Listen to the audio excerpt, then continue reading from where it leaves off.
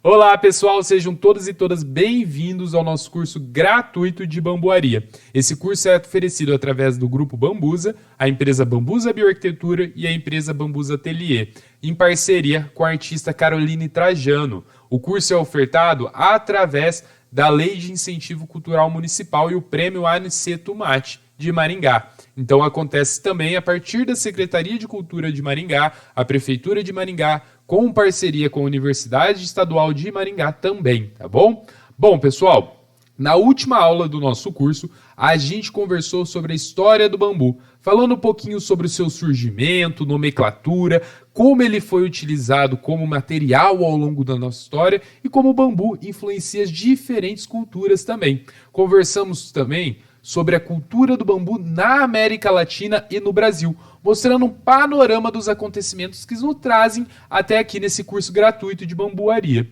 Meu objetivo com aquela aula era situar vocês no momento em que a gente se encontra no desenvolvimento dessa cadeia produtiva do bambu e a valorização dessa cultura do bambu também, né? Deixando aberto a todos vocês essa nossa missão enquanto bambuzeiros, né? Nossa missão de mostrar ao mundo o valor da arte brasileira de bambu, tanto da América Latina quanto também da arte indígena de bambu brasileira.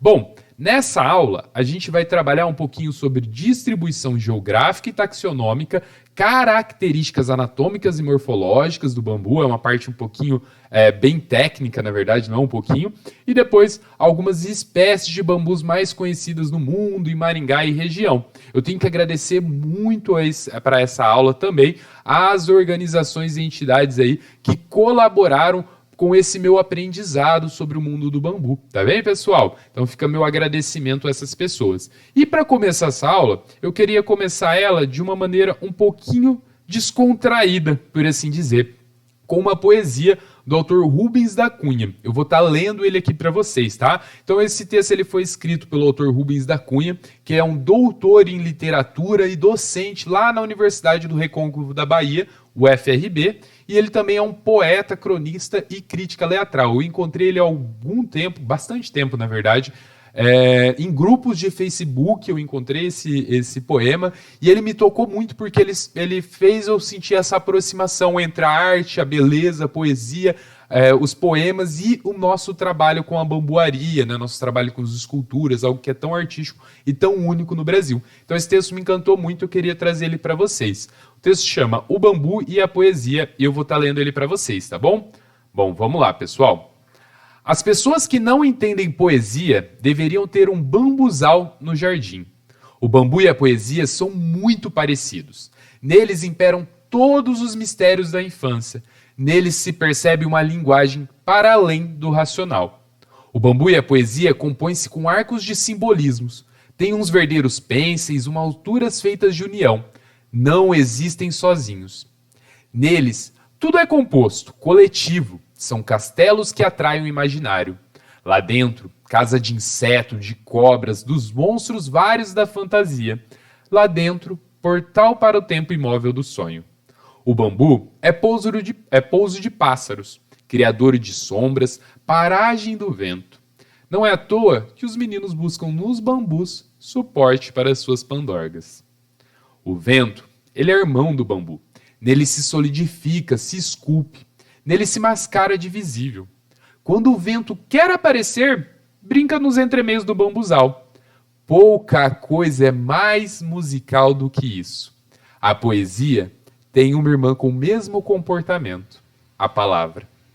No bambu, o como oco guarda uma água que não se sabe de onde, surge mínimo em tempo pouco, já domina a paisagem.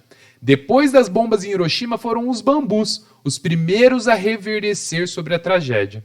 Foram os bambus que trouxeram ao homem o futuro, o nascimento imperioso do continuar sempre. Tudo isso também serve para a poesia. O bambuzal alastra-se por baixo da terra, é um guerreiro ávido, faminto, vândalo com o solo. Seus caulos subterrâneos, sempre invasores, sempre trabalhando na busca de novos territórios, não desistem. Talvez por isso o bambu não floresça. Tanto rouba da terra os nutrientes que foi castigado a não ter flores. Alguns teimam, revoltam-se, querem para si uma primeira e última primavera. Para o bambu, florescer é morrer. Ainda hoje, os cientistas não compreendem bem este processo. E assim é a poesia. Domina os escuros, cresce neles, às vezes aparece aos olhos e é apenas bela e necessária. Outras vezes é mais corajosa, vai além e floresce para a alma. Sacrifica o entendimento, quer ser um cosmo onde nada pode ser aprisionado pela razão, onde tudo é feito para acariciar os sentidos. A poesia e o bambu são empórios de surpresas. Deles saem flautas, varas de pescar, móveis, alimentos para os homens e para os lêmures. Combustível, papel, estão no Taj Mahal como estão no casebre. Estão na metrópole e dentro das florestas. Estão segurando encostas e sentimentos, despoluindo rios, decorando casas e cabeças. Os dois são fáceis de serem vistos. São diários, estão aos olhos. Por isso as pessoas que não entendem poesia deveriam ter um bambuzal no jardim. Rubens da Cunha. Olha que texto fantástico, né, gente? Eu me arrepio toda vez que eu leio esse texto, tá? E é justamente com esse imagético ativo que eu gostaria de aproveitar para nos apresentar de novo. Eu sou o Mauro, tá? Eu sou um bambuzeiro, trabalhei com construção civil desde a minha infância, graças aos meus pais, né, que trabalham nessa área, e eu sou a 4ª geração de construtores da minha família e o primeiro a fugir das construções tradicionais da alvenaria de cimento. Olha que interessante, né, pessoal? Bom, eu conversei com vocês já um pouquinho sobre a Bambusa, né? A Bambusa Bioarquitetura é a nossa empresa especializada em gestão, execução, projetos e coordenação de obras ecológicas. A gente trabalha para isso em todo o Brasil. Então a gente faz o que a gente chama de chave na mão lá na Bambusa Bioarquitetura, que é cuidar de todo o processo para que eles tenham o mínimo impacto ambiental durante a execução da sua obra, tá? Então, do projeto à entrega da chave, a gente vai pensar em todos os detalhes para trazer sustentabilidade financeira, social e ambiental para o seu projeto. Porque quando a gente trabalha dessa maneira global, a gente consegue ter uma visão muito mais ampla. Já na Bambusa Atelier, a gente trabalha com fomento à cultura do bambu, né? Então a gente trabalha com os projetos culturais, projetos educacionais e instalações em bambu. O futuro da Bambusa Atelier também é trabalhar com parcerias com produtores, tá? Então, fazer uma parceria com a CIND, que é a Associação Indígena de Maringá, por exemplo, para poder estar vendendo as luminárias delas para outros arquitetos, para outras obras indicadas através da Bambusa Bioarquitetura. Então, um pouquinho assim que a gente atua, tá bom? Bom, mas vamos lá começar essa aula? Começando pelo tema que eu deixei aberto na última aula presencial, tá bom? A gente vai falar rapidinho aqui sobre distribuição geográfica e taxonômica do bambu. Eu vou estar bebendo uma água de vez em quando para conseguir falar tudo isso para vocês. A aula hoje é um pouquinho grande, tá, pessoal? Bom, pessoal, o bambu, ele é um parente distante das gramíneas, tá bom? Ele é classificado como Bambuzoidea, uma das 12 famílias da Poácea, tá bom? Que pertence, então, à ordem Poales. Mas eu já vou conversar um pouquinho sobre isso com vocês. Primeiro a gente precisa entender aqui a questão da subfamília, tá bom? Bom, os bambus, então, eles pertencem à subfamília Bambuzoidea, como vocês podem ver, né, aqui em vermelho destacado, tá? Eles são atualmente classificados em 3 tribos, a Bambusae, a Olyriae e a Arundinariae, tá bom? E essa classificação, ela tá fortemente correlacionada à divisão geográfica no globo, tá bom? Então, sendo assim, é característico das Américas as espécies herbáceas que pertencem, então, à tribo Olyriae, tá bom? Bambus amadeirados de clima tropical, que pertence ao Bambusae, e bambus amadeirados de clima temperados à tribo Arundinariae, tá bom? Então, essa ligação ela tem muito a ver com a questão do clima onde ela se encontra, né? Os bambus herbáceos, gente, os bambus lenhosos, eles são os mais importantes para nós na nossa utilização e é o que a gente vai estar estudando um pouquinho mais a fundo aqui, tá bom? Mas mostrando aí a distribuição global natural de bambu, a gente vê essa distribuição entre o trópico e o subtrópico, né? Desde lá do norte do Japão ao sul do Chile, tá bom? E em terrenos aí, gente, de diferentes altitudes, regularidades, ele pode chegar ali, alguns cultivos, até 4.300 metros acima do nível do mar, de bambus naturais, tá bom? Isso nos mostra, gente, que o bambu ele tem uma maior facilidade de cultivo, então, em áreas que têm uma maior predominância de chuva e com temperaturas mais elevadas, tá bom? Sendo possível, até nessas condições, cultivar ele em terrenos irregulares ou com grandes altitudes, tá? Mas, como eu falei, isso é uma distribuição natural. Hoje, conhecendo inúmeras espécies que estão mais adaptadas também, que são selecionadas ao longo de gerações, a gente tem cultivos de bambu na Europa, grandes cultivos de bambu na Europa, nos Estados Unidos e em outros lugares do mundo, tá bom? Isso é importante destacar sobre essa questão da distribuição também, tá bom? Essa distribuição que eu estou trazendo nessa tabela aqui, que é uma tabela que você encontra no texto de Figueiro Gonçalves, lá de 2004, sobre o bambu, ele traz a distribuição de espécies nos biomas brasileiros, a distribuição dos bambus naturais, tá bom? Então, devido às nossas condições climatológicas, que são consideradas ímpares, né, quando comparadas com o mundo, a qualidade do nosso solo, né, quando comparado ao mundo também, a gente possui, por essas características, né, e muitas outras, a maior diversidade em bambu do mundo. Olha que legal, né? Então é classificado por esse autor em 2004, vou estar até olhando aqui na tabela para vocês, tá bom? Ele classificou 34 gêneros de bambu na época, sendo 232 espécies de bambu nativo. 174 dessas espécies eram consideradas espécies endêmicas, tá? 18 do gênero lenhoso e 16 do gênero herbáceo, tá bom? Então a gente tem bastante bambu herbáceo também no Brasil, olha que interessante, né? Então o autor, nesse estudo dele, ele destaca, gente, que a gente tem um banco de bambu que corresponde a 89% de todos os gêneros até aquela época estudada e 65% de todas as espécies encontradas na América, gente. Mas esse número ele se torna muito maior a cada dia, né? Em que mais espécies e gêneros são classificados e reclassificados, e com o avanço da cadeia produtiva, com o início das universidades cada vez mais pesquisando bambu, é possível que esse número aumente, tá bom? Então, a gente tem muito a descobrir sobre o Brasil dessa questão, tá bom? Bom, o nosso foco de estudo, como eu falei para vocês, será os bambus lenhosos, que são os mais utilizados para construção, artesanato, decoração, né? Entre outras utilizações mais estruturais, né? Algumas são estruturais, outras não. E também, além disso, eles são os mais fáceis de se encontrar, né, de se comprar. Algumas espécies você consegue encontrar vários fornecedores, tá? Então, eu vou apresentar um pouquinho aqui para vocês nessa tabela a diferença entre os lenhosos, né, à direita. Opa, passei sem querer, pessoal. Os lenhosos à direita e os herbáceos à esquerda, tá bom? Bom, aqui a gente pode ver que os herbáceos, eles são bambus de menor porte, gente, porque eles não são lignificados, tá? Como a consistência do colmo vai trazer esse porte para os bambus lenhosos, tá bom? Então, enquanto os bambus lenhosos, eles conseguem alcançar 35 metros de altura, né? 25, 35 metros de altura, pelo processo de lignificação, os bambus herbáceos que não têm esse processo tão forte, não são lignificados, eles são facilmente quebráveis, tá? E eles alcançam alturas de até 2 metros. As ramificações, que a gente vai discutir um pouquinho para frente lá na questão dos rizomas, elas são complexas nos lenhosos, enquanto são simples nos herbáceos, tá? Então essas características vão trazendo essa resistência. A folha do colmo, ela é ausente nos herbáceos, a folha de proteção no colmo, que eu vou detalhar também ali na aula de morfologia daqui a pouco.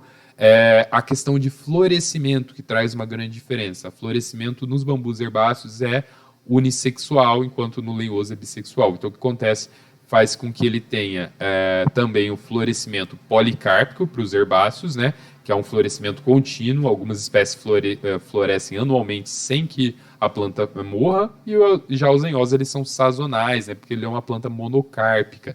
Então ela vai ter essa sazonalidade que vai alcançar até 120 anos. Olha que loucura, gente, para ter um florescimento de uma toceira de bambu.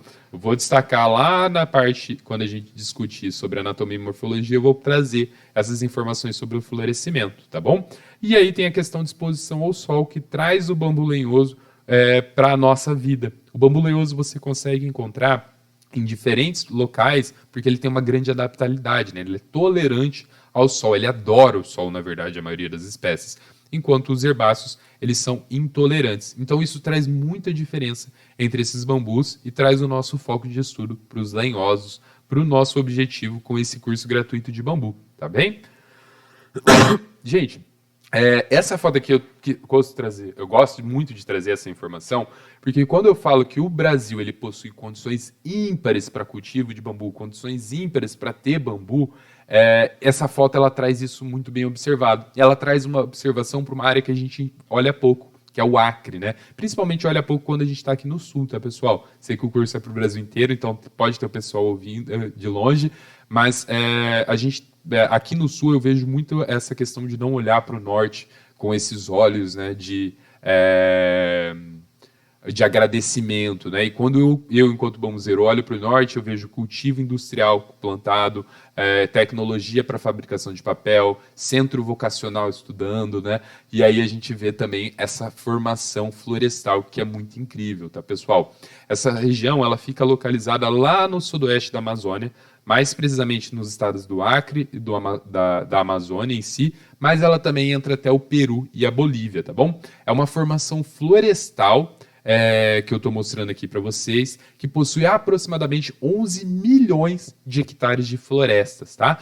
E aí os seus subbosques, eles são ocupados majoritariamente aí por bambuzais, tá? Numa taxa que pode variar de 5% de ocupação até 95%, gente. Que corresponde nisso, né, dos 11 milhões, a uma reserva de aproximadamente 4,5 milhões de hectares de bambu que crescem, né, a cada dia aí apresentando esse vasto potencial econômico. E é por isso também que o Centro Vocacional tá lá no Acre, em Rio Branco, né, a gente tem um centro vocacional lá até por isso. Segundo o Eufran Ferreira Amaral, que era chefe da Embrapa quando eu realizei essa pesquisa, tá, pessoal, há 2 anos atrás, essa região ela fica no centro de uma formação geológica, tá? Então, o Amazonas, num período anterior ao surgimento dos Andes, tá? Ele corria, então, segundo o Eufran, no sentido contrário. Então, ele fez dessa região acreana, que vocês estão vendo aqui, um grande lago.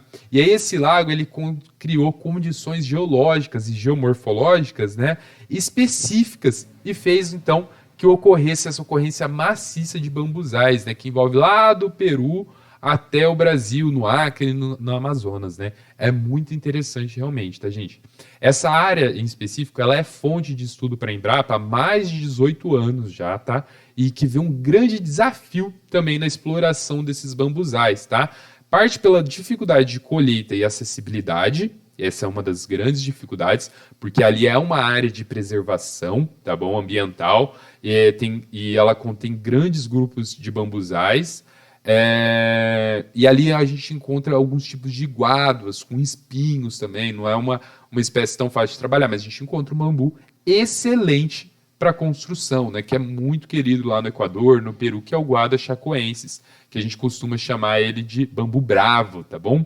Ele é mais grosso do que o moçô, ele é mais resistente, é um bambu muito interessante, tá bom? Para trabalhar dentro da construção civil. Mas também lá a gente encontra o taboquinha, né? Lembra que eu falei taboquinha? Bambu pequeno, que ele é conhecido como Guada Weber Bauri, se eu não me engano, pessoal, esse é um pouquinho complicado, tá? Mas ele é um bambu fininho, tem inúmeras possibilidades de aplicação para forro, biomassa, ele é um bambu muito legal também, tá bom? Então essa área, ela tem aí todo esse potencial. Mas disso tudo, nem tudo é flor, tá, gente? Nem tudo são flores, né? Nem tudo são coisas boas, né? O bambu, ele tem essa grande capacidade de crescimento quando comparado às outras espécies arbóreas, né? O que faz soar também um alerta lá naquela região. Recentemente eu li um estudo da Universidade do Acre, a Universidade Estadual do Acre, que é a UFAC. Esse estudo ele pertencia a Elaine Dutra Pereira, que é uma engenheira florestal, tá bom, pessoal? Ela fez uma pesquisa que serviu aí para ligar esse alerta também para os pesquisadores do bambu, né? Analisando, gente, ela fez uma análise de áreas afetadas pelo homem na floresta. Nessa floresta ela fez um estudo das áreas afetadas pelo homem, áreas afetadas por queimadas ou secas, né? E áreas que têm o desmatamento legal de madeira também. E ela notou nessa pesquisa que a densidade de bambu nessa região aumentava numa faixa de 9 vezes, tá? desde 2010, que é quando ela analisa. Então, ela analisa de 2010 a 2016, se eu não me engano, pessoal. E ela vê, então, esse aumento da faixa de bambu aí até 9 vezes, né? E esse aumento, ele traz a eliminação de até 70% das espécies arbóreas ali e reduz a densidade florestal, né? A densidade da área de árvores, a área basal das matas, em 76,3%, né? Ou seja, ele tira o espaço efetivamente ocupado pela planta no solo crescendo, tá? É claro que se a gente for analisar a longo prazo, isso é um movimento florestal, né? O bambu, ele vai vir como uma planta que vai ali durante algum tempo crescer, formar um solo muito rico, né? Uma vez que o bambu não perde as folhas, ele vai fazendo um depósito muito rico. E quando ele morre, aquele banco de sementes que está na floresta, ele pode novamente vir com o solo preparado. Mas isso é um processo que pode levar, como vocês vão ver, até 160, 170 anos, né? Então, quando se analisa dessa questão do reflorestamento, quanto a mata está perdendo, realmente faz soar esse alerta, tá bom? Então, gente, esse estudo aqui ele mostra uma coisa muito interessante, né? Quando a gente analisa o Brasil como um todo, a gente vê ali no sudoeste, né, uma maior diversidade e abertura para o mercado. A gente tem uma diversidade de bambus comerciais muito grandes nessa região, tá bom? Aí no norte, como eu falei para vocês, a gente vê aí essas maiores reservas naturais de bambu do mundo, então é uma coisa aí muito importante, né? E a gente vê também ali no Nordeste a tecnologia para a construção de celulose e papel já implantada, tá? Além do cultivo, né? E ali a gente entende então que existe uma necessidade de reconservação da cultura, uma maior inclusão social também, para que esse projeto do Brasil, trabalhando com o bambu, possa acontecer, né? Além disso, a gente vê lá no norte também uma demanda por biomassa para termoelétrica, tá? Que poderia ser suprida, por exemplo, por essa instalação que está lá no Nordeste. Olha que interessante. Então, essa reconservação da cultura, essa inclusão social para que as pessoas possam entender a potencialidade das pequenas propriedades, esse maior estudo das universidades e aplicação das universidades para a extensão dessa cultura é muito importante, tá bom, pessoal? Mas a gente tem uma potencialidade muito grande quando a gente analisa esse cenário brasileiro. Bom, falando um pouquinho agora, a gente vai entrar no tema específico da aula de hoje, que é a classificação anatômica e morfológica do bambu, tá bom, pessoal? Eu vou até pegar um café a mais aqui para a gente começar, que essa aula aqui ela é bem técnica, ela acaba sendo bem exigente, tá bem? Bom, o legal é que vocês vão poder rever quantas vezes forem necessárias. É importante frisar que eu não trago nenhuma verdade absoluta, eu sempre destaco isso nas aulas presenciais, não sei se falei isso para vocês, mas o que eu tenho aqui é um estudo de aprofundamento muito grande que eu realizei ao longo de anos, porque eu notei que eu, enquanto bambuzeiro, cheguei em um momento que eu não sabia tanto a parte técnica, a gente não tinha fontes de pesquisa de todos esses dados em um lugar só, tinha que ficar pesquisando aqui, pesquisando acolá, tinha muita questão de opinião, então eu formei esse curso, que é o Bambu Ouro da Terra, formei esse curso gratuito, que ele é fruto do curso Bambu Ouro da Terra, um pouco minimizado, né, com as aulas mais juntas, e criei esse conteúdo, mas ele não é uma verdade absoluta. Na verdade, ele é uma grande pesquisa com inúmeros colaboradores aí que me ensinaram muita coisa nesse processo. Pessoal da Bambusque, pessoal da Bambu BR, inúmeros textos das pessoas que estão nesses dois grupos, né?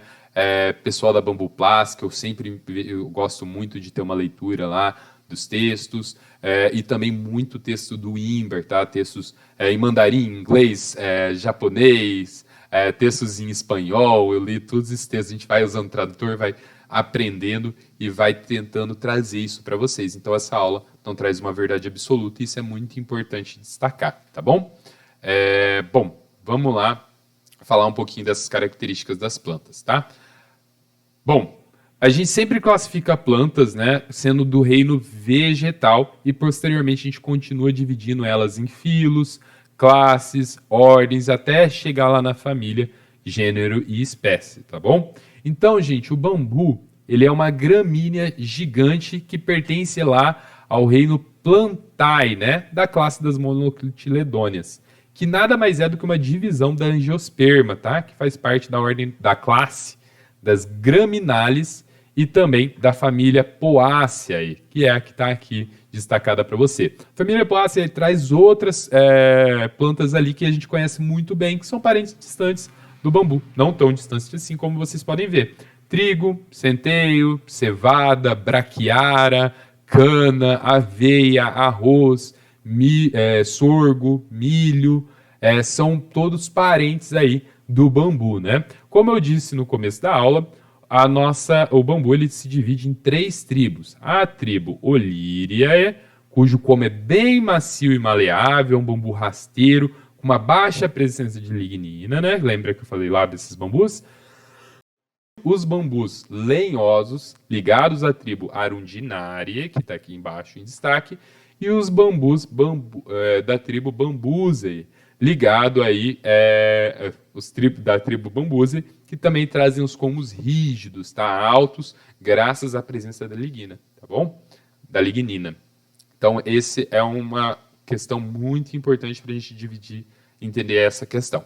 Bom, trouxe esse desenho aqui, ele vem de alguns estudos que eu tive o prazer de ler, mas ele é muito legal porque ele divide a planta ali e entende para pessoas que não têm um contato ainda conseguirem entender melhor, tá bom? Como eu disse lá na aula, o bambu ele é uma planta majoritariamente tropical e perene, tá? Então ela tem um longo ciclo de vida e também é renovável, tá? Sem necessidade de recultivo anualmente, tá bom? Então ela não traz essa necessidade de replantio, ela vai anualmente produzir colmos, tá? Além disso, ela é a planta que mais rápido cresce na natureza, tá? Ela atinge seu ápice aí em média de 30 a 180 dias, com crescimentos que em alguns períodos podem chegar até 1,20 m por dia, tá bom? Alcançando aí 35 metros de altura, a depender da espécie. É um material que a gente chama de heterogêneo e ortotrópico, ou seja, ele não apresenta a mesma propriedade física e mecânica ao longo de toda a sua extensão, tá? Eu só vim aqui com o mouse para vocês verem na outra tela. Então, ao longo de toda a extensão, ele não apresenta as mesmas propriedades mecânicas, tá? Elas são únicas e também dependem da direção em que o observador está se colocando, tá? É uma outra questão muito importante a gente observar graças ao formato da estrutura do bambu, tá? Bom, assim como as árvores, o bambu ele se divide, então, entre uma parte aérea, que é a parte principal, e uma parte subterrânea, tá? O que difere que difere ele de outras plantas, de outras árvores, né, que são as plantas lignocelulósicas? Ele é o fato do mesmo não possuir um tronco, e sim um conjunto de colmos empilhados ali numa forma de hastes, né? Sendo formato de florestas ou formatos de toceiras ou de toceiras espalhadas, tá bom? Basicamente, como eu disse, ela é composta, então, pelas raízes, que são as partes responsáveis pela alimentação da planta, né? O rizoma, é claro que daí ali embaixo tem nas raízes o rizoma, né? Que ele se subdivide em 4 tipos que eu vou estar apresentando para vocês, mas ele é responsável, então, tanto pelo armazenamento dos nutrientes quanto a sua distribuição. Isso é uma coisa muito importante quando a gente falar do rizoma, vocês vão entender, até mesmo para quando você for colher bambu, você levar essa questão em consideração. É muito importante, tá bom? Então, depois a gente tem o como, que talvez seja a parte mais distinguível da planta, né, para vocês, que é caracterizado aí por ser cilíndrico e oco. Mauro, todos os comos são cilíndricos e ocos? Não, isso pode variar, tá bom, pessoal? Então aqui a gente tem um como, por exemplo, de gigante, ele está lixado por fora, já está com umas rachadurinhas, é um brinquedo da minha filha muito antigo, mas para vocês darem uma olhada, tá bom? Então, a gente tem comos aí maciços, eu vou apresentar uma espécie dessa para vocês, e também tem comos aí com diferentes formatos, tem o barriga de Buda, por exemplo, que é um outro formato bem interessante.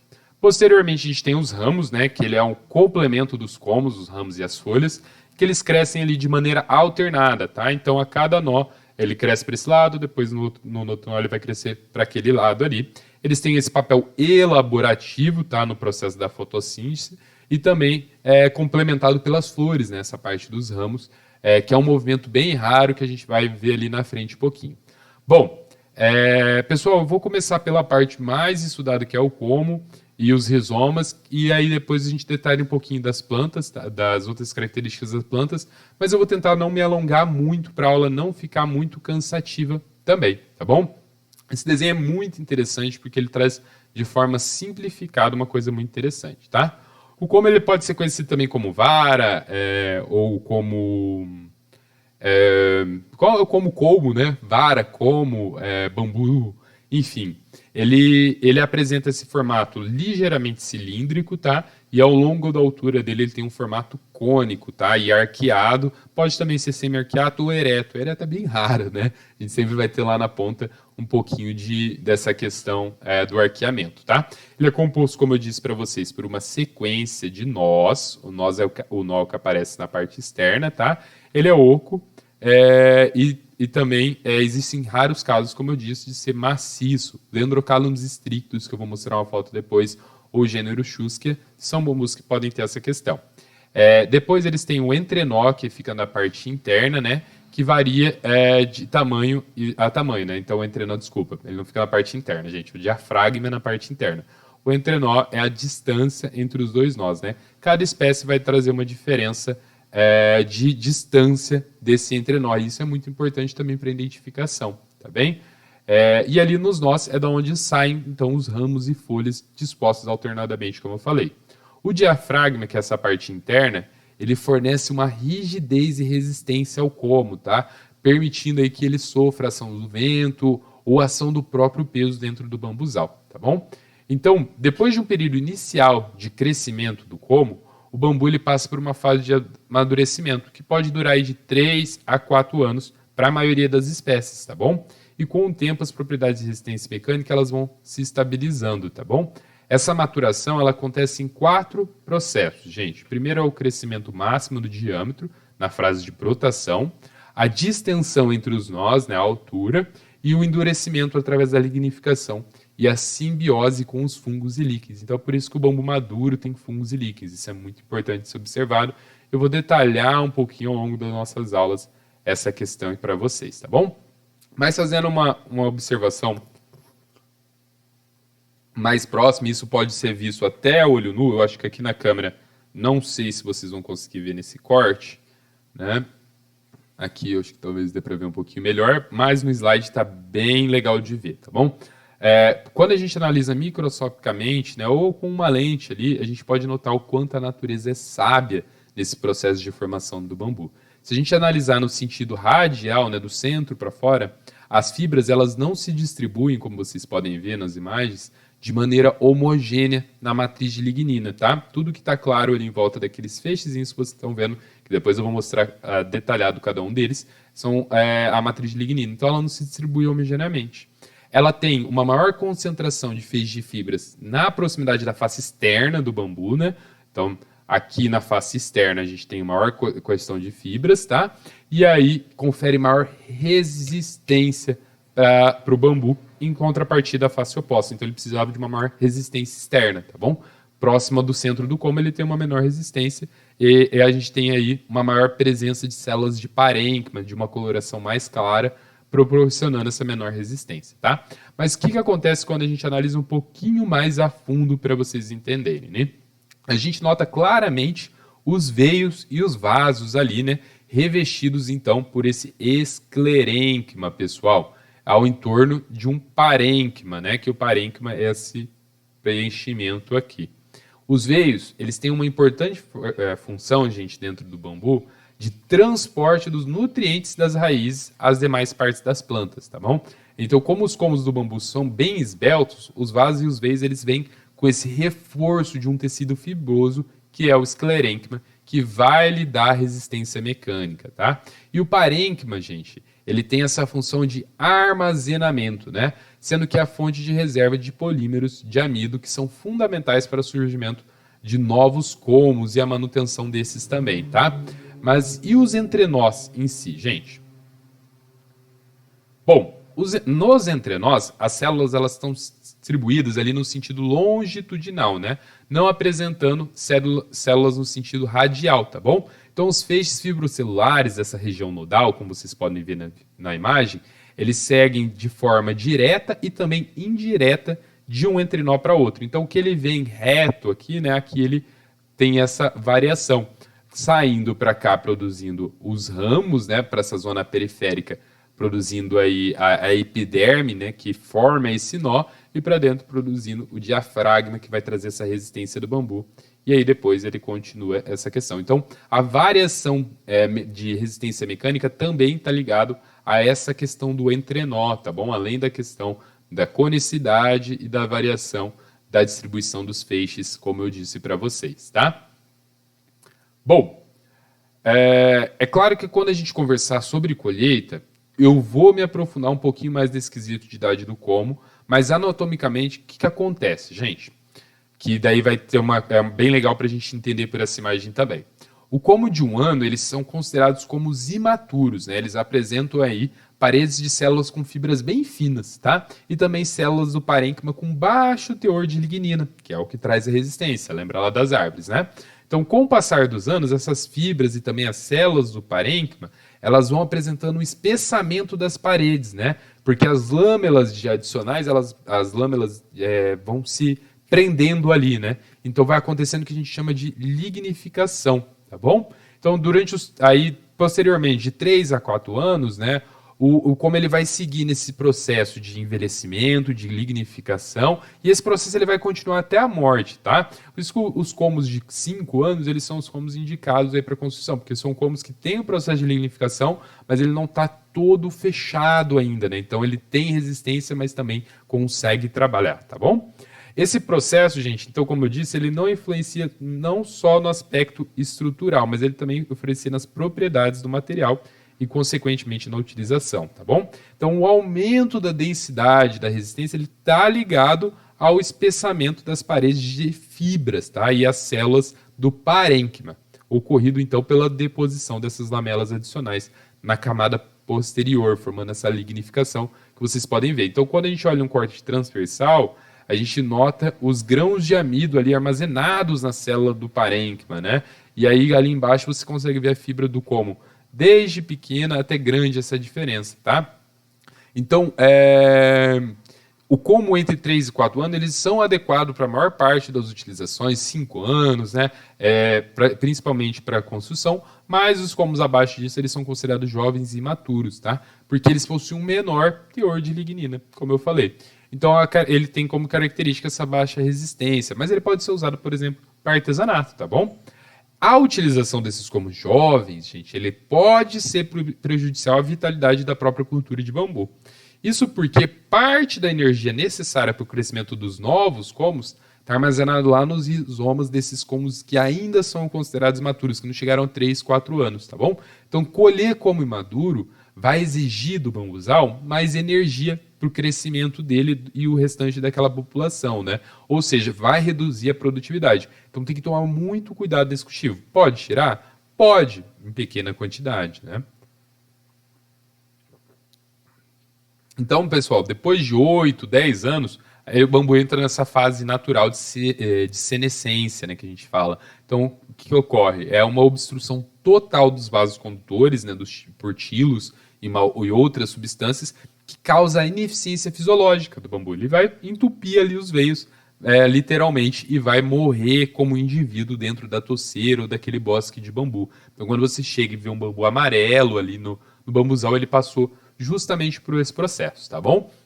Por fim, uma outra coisa importante dessa parte para falar, referente ao como, é a variação das características ao longo do como, tá bom? Então, como eu falei, apesar do padrão de tecido ser semelhante em cada entrenó, né, com forma, tamanho, a distribuição dos feixes também é parecida, a gente divide ele em cada seção, tá bom? Então, ocorre a variação dessas características entre entrenós, como eu falei, né, influenciados pela posição de altura, tá bom? Então, eles se tornam menores da direção da base para o topo, tá bom? Então, quanto mais se reduz a espessura da parede do bambu, que ela vai variando até o topo, vai ser diferente as características. Isso, numa colheita, é bem fácil de observar. Quando a gente corta ali o topo, né, que está com mais ramos, a gente já vê isso muito fácil, tá bom?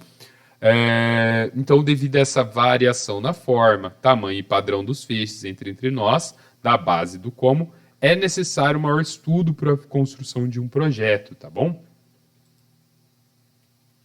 Bom, mas e os rizomas, né? Vamos entrar nessa parte. Bom, Geralmente eu apresento os cursos que eu fiz antigamente, eles apresentavam dois tipos de rizoma, que é o que todo mundo conhece mais, que são os intolerantes e os alastrantes, né, que são os mais encontrados aí.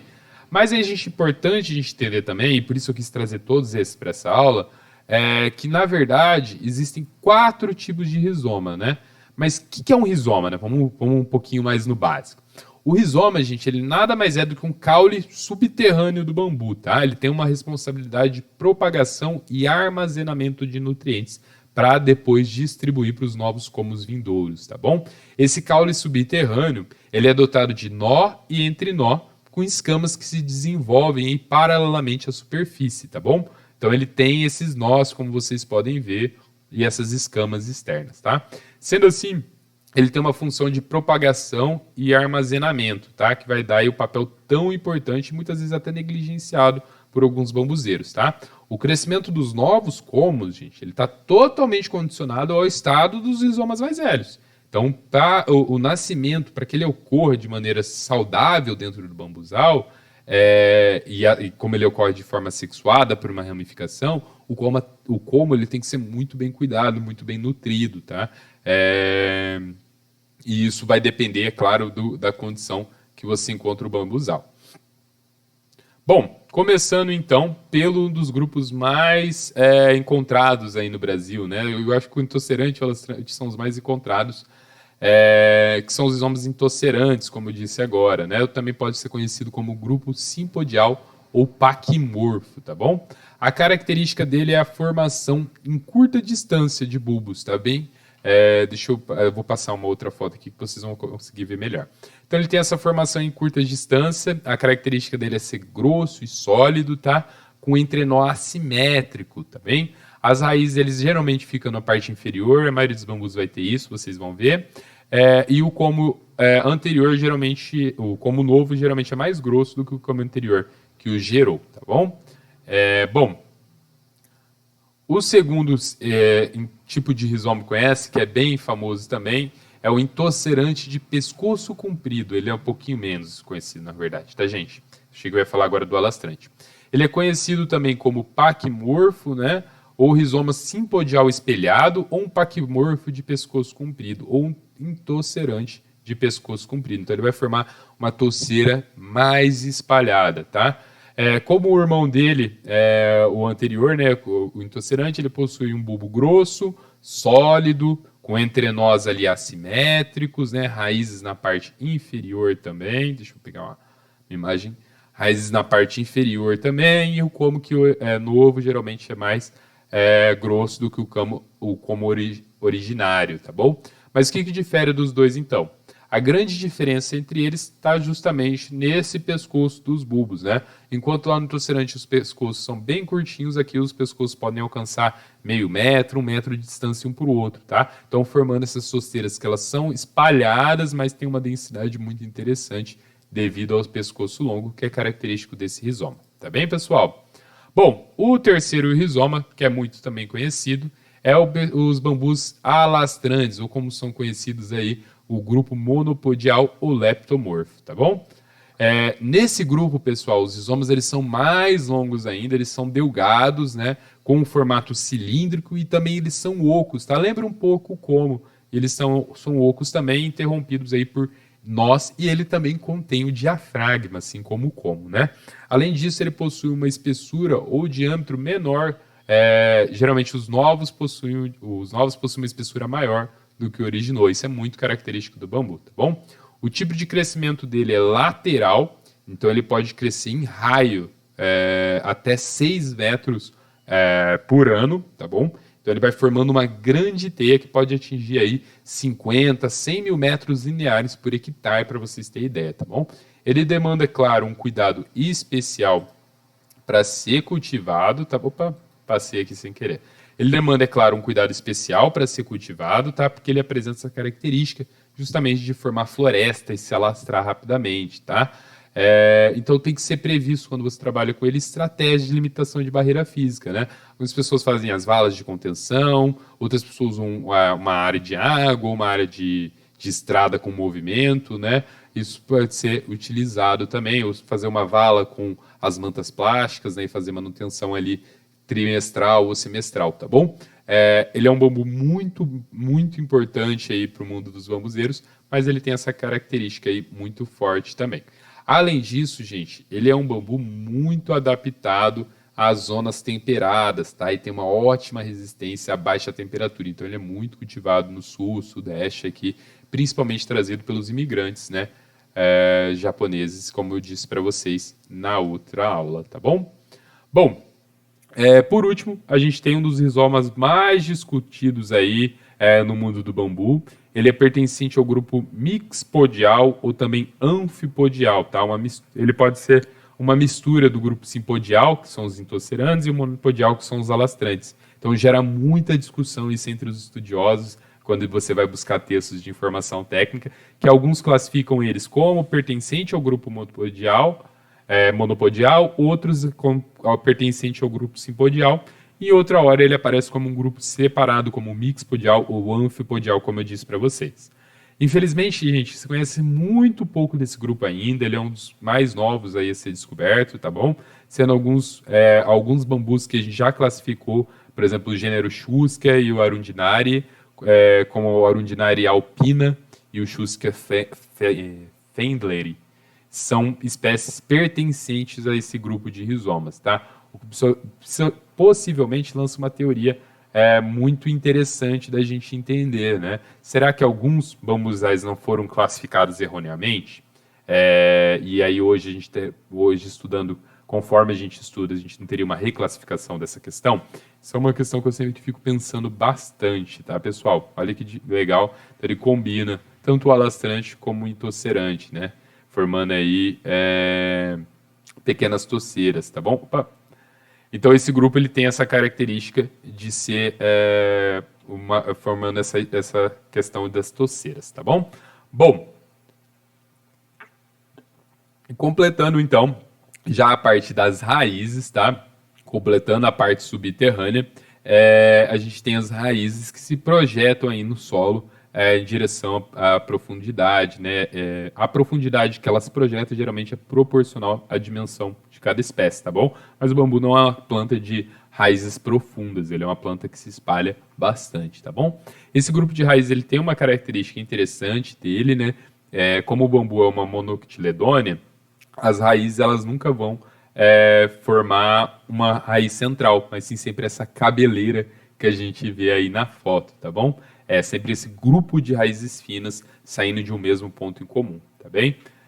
Bom, compondo o sistema de ramificação, o sistema de ramificação aéreo, né? Deixa eu só voltar aqui pro slide, pessoal, dá uma travadinha aqui, só um segundinho. Então, compondo esse sistema de ramificação, a gente tem os ramos e folhas que cumprem, como eu falei, essa importante função de elaborar substâncias necessárias ao rápido crescimento dessa planta, tá bem? Através, é claro, do processo de fotossíntese. Mas aí vem uma questão muito interessante quando a gente fala de folhas e flores e ramos, que é se vocês já notaram a quantidade de folhas que você tem no bambuzal, né? Geralmente ali se você chega no solo no bambuzal grande, antigo, você vai encontrar ele recoberto de folhas, de bainhas, né? Que é aquela folha bem grandona.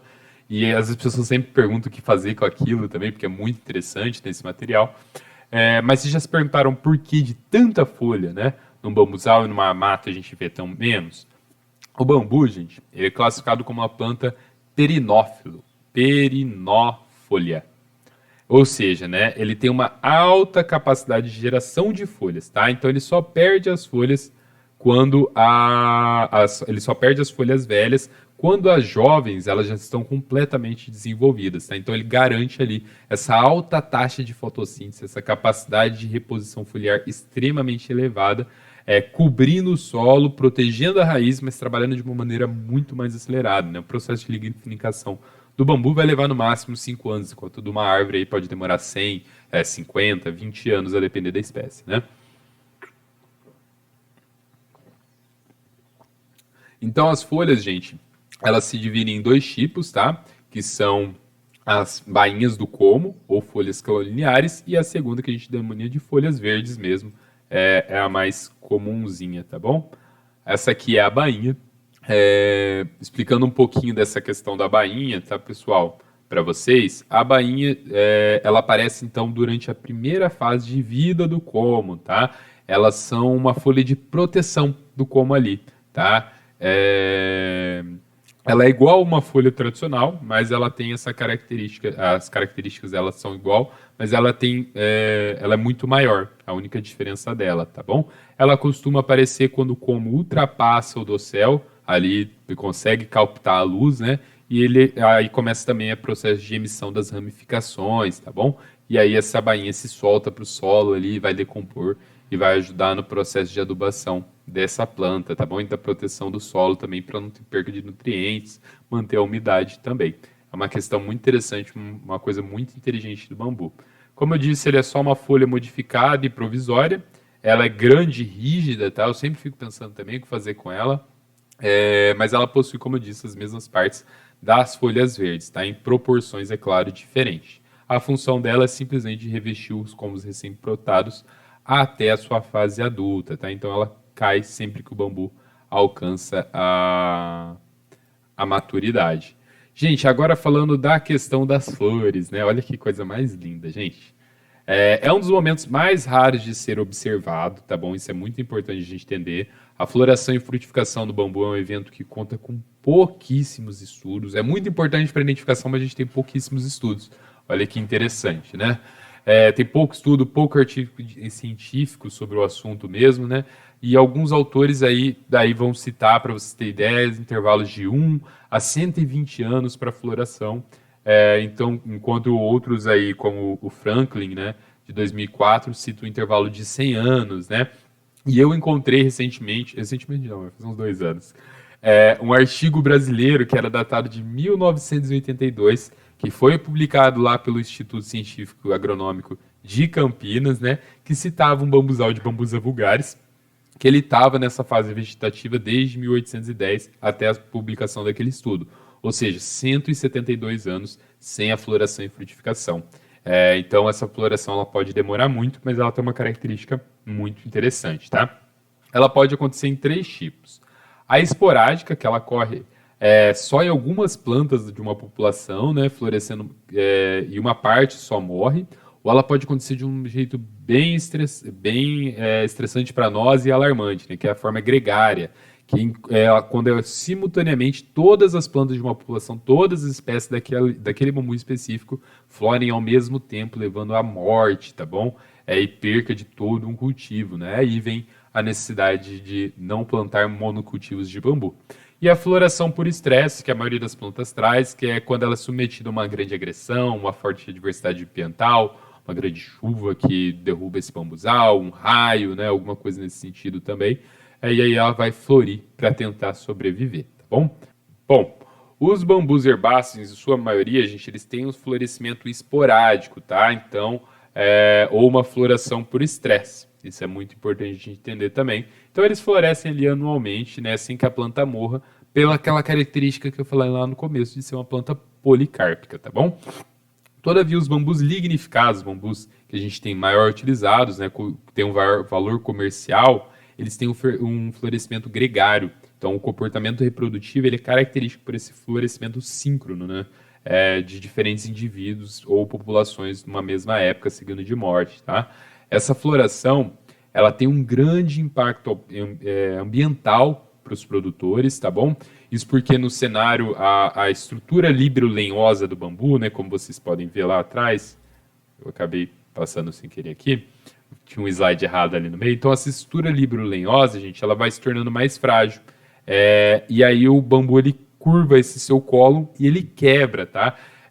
Não se entende completamente esse processo, ainda tem se tentado estudar. A Liz, em 2008, falava sobre isso, e ele não sabe se ele está ligado ao processo de biodegradação natural ou à alteração bioquímica do tecido, do material lignocelulósico, tá? Mas ele acontece isso, você acaba não só tendo esse florescimento, mas perdendo todos os comos, atraindo ratos, né, atraindo outras pragas também, porque você vai ter a frutificação, tá?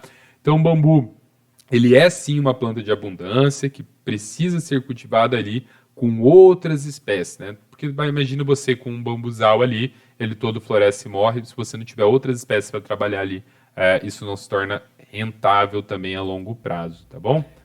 Agora a gente vai entrar na parte dos bambus mais conhecidos e utilizados. Eu vou estar dando uma pausa aqui no vídeo. A gente vai começar essa aula como uma outra aula mais curtinha. Não, vamos seguir direto, pessoal? Posso seguir direto? Posso. Beleza, então, pessoal. Vou tomar só um cafezinho e a gente vai entrar na parte dos bambus mais conhecidos e utilizados. Prometo que vai ser curtinho, tá acabando já, mas é legal vocês conhecerem algumas características, começando aí pelo nosso querido Dendrocalamus asper, tá? Bom, a primeira espécie aí, então, é uma das mais conhecidas em todo o mundo. O nome dele científico traz uma dica da sua característica predominante, né? O Dendrocalamus asper, ele pertence a um gênero de bambu de grande porte e a principal característica dele é o fato justamente dele ser áspero, Dendrocalamus áspero, né? Então ele é áspero ao toque, tá bom? Deixa eu passar uma outra foto para vocês se aproximarem, para vocês terem uma ideia, né? Então, como quando jovem, ele é coberto aí por essa pelagem marrom que vai perdendo a cor à medida que amadurece, tá? Mas ele não perde a pelagem, viu, pessoal? Essa pelagem coça bastante, pinica bastante na hora de colheita. Sempre indico usar uma manga longa, 2 mangas longas até, porque realmente ele traz essa questão, tá bom? É uma espécie nativa da Ásia, também conhecida como bambu gigante, ou como os chineses, né, costumam chamar ele de dragão de bambu. Eu gosto de chamar ele muito de gigante áspero.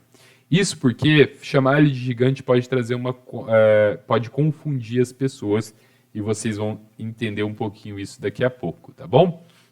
Bom, ele é um bambu de fácil cultivo e colheita, por isso ele foi amplamente introduzido na América Latina, na África. A gente consegue encontrar ele muito aqui no sul, tá bom? Ela pode alcançar entre 20 e 30 metros de altura. Os diâmetros podem variar de 8 a 20 centímetros, né? E a espessura da parede interna é bem grande também, de 11 a 22 milímetros, tá? Os internós, eles costumam variar de 20 a 45 centímetros. Ó, esse aqui, inclusive, é um gigante. Você vê que ele é um bambu bem grandão mesmo, né? Os internós, eles podem variar de 20 a 45 centímetros. E o clima dele, geralmente, ele gosta de um clima ali úmido, até um semiárido, tá, pessoal? Mas de preferência o solo rico, suportando em altitudes, como eu falei, até de 1.000 metros, né, acima do nível do mar, e temperaturas de até -5, tá? Não gostando muito de geadas. Observem bem a característica do broto. Todas as espécies que eu mostrar aqui, eu vou estar mostrando essa característica também do broto, para vocês entenderem a diferença das espécies. Então, quando você precisar, volta lá no slide, tenta achar ali, olha o broto, porque ele vai te ajudar na identificação, tá bom? Olha só para, inclusive, um broto de asper. Eu trouxe essa foto aqui que eu adoro ela, que tirei faz muito tempo. Olha o tamanho desse broto, né? Não é à toa que existem aí inúmeras pesquisas com essa espécie, pela questão do seu alto rendimento, né? Ele também é conhecido como um bambu doce. É uma delícia, gente. Além disso, ele é um bambu amplamente utilizado como um elemento estrutural, como eu falei, na forma natural, ripado ou também lamelado, tá? Na forma industrializada, ele também tem algumas utilidades devido às características físicas, químicas e mecânicas dele, tá bom? Porque ele possui, claro, uma alta resistência com essa questão do internó curto, que traz muita resistência para a peça em si. É um bambu que rende muito, né, pessoal? Esse é o famoso gigante, né? Partindo para essa próxima espécie, é um bambu do mesmo origênio, Dendrocalamus, mas de uma espécie diferente. É o irmão mais velho, maior do asper. Esse é o Dendrocalamus giganteus. Costumo chamar ele de um bambu gigante verdadeiro, ou também algumas pessoas chamam ele de bambu balde, tá bom? É uma espécie em específico que causa muita confusão na identificação no Brasil, isso devido à semelhança em tamanho com o asper, né? E uma longa história de identificação errônea na ciência brasileira também, alguns estudos acadêmicos, fotos, blogs, né? A gente tinha esse problema aí há algum tempo. Hoje em dia as associações são bem, já entendem bem essa diferença, né? Já trazem sempre para as pessoas que trazem, eu quero o gigante e acha que é o asper, que é o giganteus, mas na verdade é um asper, tá? A gente trabalha bem isso aí. Olha só o porte desse bambu, gente. Essa espécie, que eu nunca, infelizmente, tive o prazer de ver sendo cultivada, tá? ela tem como principal diferença do seu irmão a aparência, né? Olha como que é a diferença da aparência, tanto dos novos aqui que estão com as folhas colineares, quanto os mais velhos, né? Ele tem essa aparência mais viva e sem a presença dos espinhos marrons, tá? Que é característico lá do Asper. Além disso, eles possuem um côncavo com maior diâmetro e apresentam também um maior teor de açúcar, tá? E menor resistência, gente. Olha que estranho, né? Tipo, o bambu maior, acho que ele é mais resistente, mas segundo o especialista indiano que eu conversei num fórum internacional de bambu que estuda esse bambu, ele tem uma resistência maior, tá bom? Menor, desculpa. Então, essa espécie, ela pode alcançar de 24 a 40 metros de altura, com diâmetros aí de até 20 centímetros, né? Espessura de parede de até 30 milímetros, gente. É muito forte, é muito grande, né? Tolera até menos 2 graus Celsius, um pouquinho menos. Gosta de solo rico, como todo Asper, região tropical úmida. E subtropical também ele consuma aí bem, tá bom? Atualmente tem se desenvolvido muitos estudos aí para a produção de brotos, de polpa e também para o papel, tá? Porque é um produto aí de grande rentabilidade por metro quadrado, essa espécie de bambu. É uma espécie muito linda, muito valorizada, né? E olha a diferença também do seu broto, mais limpo do que um Asper, né? Mais clarinho. Olha aí um meu amigo do fórum, né? Com um como de Asper, de Dendrocalamus giganteus. Depois a gente tem o Dendrocalamus latiflorus, que é uma espécie também pertencente ao gênero dos Dendrocalamus. Todavia, esse aqui ele é conhecido como o gigante doce, gente. Ou bambu chinês também, tá bom? É uma espécie comercial com alto valor agregado, pela característica dos brotos. Ele é considerado por muitos aí o melhor bambu para produção de palmito, tá? Isso torna esse processo de identificação dele muito importante, diferença dele com o Asper, uma vez que ele tem essa quantidade de amido muito alta, que torna ele suscetível a mais ataque, tá bom? Então precisa de um tratamento muito específico aí. Bom, a questão da folha dele também é bem grande, tá bom? Olha só. Ele é bem pouco encontrado no Brasil, mas ele é muito utilizado na China, em Taiwan, Filipinas, Indonésia, Tailândia, né? O broto dele tem essa característica meio amarronzada ali, que lembra o nó dele, um verde mais escuro, né? É um bambu bem bonito, tá bom? Ele pode alcançar entre 20 e 25 metros de altura. O como dele é um pouco mais fino do que o Asper, né, também. O diâmetro costuma variar entre 8 e 15 ali. E ele cresce majoritariamente no clima tropical ou subtropical, tá? Tolera até menos 4 graus Celsius, o que é muito legal também. E é um bambu bem legal aí para estar trabalhando com cultivo para brotos, tá bom? Agora, chegando no último Dendrocalamus, eu prometo, pessoal, mas é um que eu queria apresentar para vocês. Esse aqui é o Dendrocalamus stritus, né? Ele tem uma característica muito interessante, ele também pode ser conhecido como bambu calcutá, tá? Mas ele também é muito conhecido como bambu ferro. É uma espécie com a maior proporção de madeira por conteúdo de ar. Ela é muito utilizada no mundo afora para a fabricação de papel, tá? Segundo alguns cultivadores, ele também tem algo muito intrínseco aí relacionado ao lugar de cultivo, tá? Quando esse bambu ele é cultivado em condições úmidas, o seu caule ele tende a ser oco, né? Mas com uma parede bem grossa, tá bom? Bem tortinha assim. Mas quando cultivado numa região seca, esse bambu tende a ser maciço, gente, ou quase maciço, ficando uma pequena pedacinho ali. Então, quando jovem, como vocês podem ver, né, que esses aqui mais jovem, ele tem uma coloração verde meio azulada para claros, como quando maduro vão ficando mais verdes, né, ou opacos, né, com a presença, é claro, dos líquens do fungos, tá bom? Eles são como os fortes, mas eles apresentam esse leve zigue-zague ao longo da extensão dos nós, e até um pouco de inchaço ali nessa região nodal, tá? Os comos basais, inclusive, vão apresentar um pouco de raiz. É uma espécie que chega ali a 8 a 20 metros de altura, tá? Com como fino, 2,5 a 5 centímetros de diâmetro, curte um clima seco e tropical, e úmido também, ou zonas secas e semiáridas, tá? Ele adapta muito bem a muitos tipos de solo. A distribuição dele natural, é claro, é Índia, né? Vietnã também, e ele tolera ali até menos 5 graus como o Asper, né? Olha a característica do broto dele, a diferença também. Vocês vão notando que cada bambu vai trazer um broto diferente. Por isso que eu trouxe essa foto para vocês. E essa aqui é uma foto dele, né? A característica de maciço. Olha só que bambu diferente, pessoal. Agora partindo aí para um bambu, um outro gênero, é muito difundido no Brasil. Esse é o Bambusa multiplex, ou bambu multiplex, né?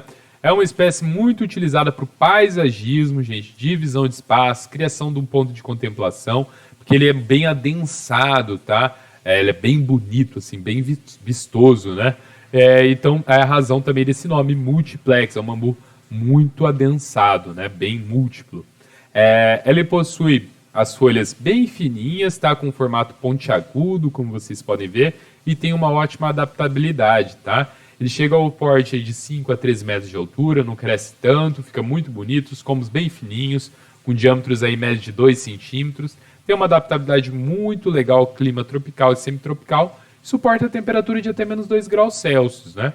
É uma espécie de distribuição natural na China, Nepal, Butão, Taiwan, né? Sri Lanka, mas é uma espécie muito legal aí pro nosso paisagismo aqui no Brasil, gente. Eu gosto bastante da cor dele, assim. Tá? Olha só essa folha, eu não consegui encontrar um broto para vocês, tá bom? Vamos lá. Bom, agora um dos mais encontrados no Brasil dos intocerantes, gente, sobretudo na região sul, sudeste do nosso país. Esse é o Bambusa tuldoide ou taquara, como ele é muito conhecido aqui. É um bambu intocerante, ali de médio porte, né? Ele é nativo da Ásia e ele também é conhecido aí pelo esse crescimento exponencial dele, nesse volume absurdo de crescimento que os taquaras, os bambus tuldoides têm, né? É uma espécie com ampla utilização aí para cerca viva, divisória de lote, artesanato. Eles possuem, é claro, uma característica dele é esse grande distância entre o internó, mas ele é uma espécie muito interessante, tá? Ele é contraindicado no uso estrutural, tá? Mas ele é um excelente material para artesanato, para cestaria, para forros e para outros tipos de acabamento. Ele tem um pouquinho de tortuosidade também ali, então dependendo do que não fica tão legal trabalhar com ele, tá? Ele atinge de 12 a 16 metros, né, com toceiras bem largas, o diâmetro médio dele é de 3 a 8 centímetros ali, pode chegar a ficar com 8 centímetros, gente. E o internó bem longo, com 40 a 60 centímetros de distância, né? Isso que torna ele menos resistente também. Quanto menor a distância do internó, maior resistência, tá? Ele é bem adaptável a quase todos os tipos de clima e tem essa distribuição natural lá na Índia, Tailândia, Vietnã, mas ganhou o mundo, tá bom? Ele distribui principalmente em regiões tropicais, subtropicais, né? E suporta aí temperaturas de até menos 2 graus Celsius. Ele não é tão resistente a frio, né? Olha só, quando eu falo que ele é tortinho, você pode ver para essa cerca aqui, né? Ele fica essas distâncias por causa da tortuosidade.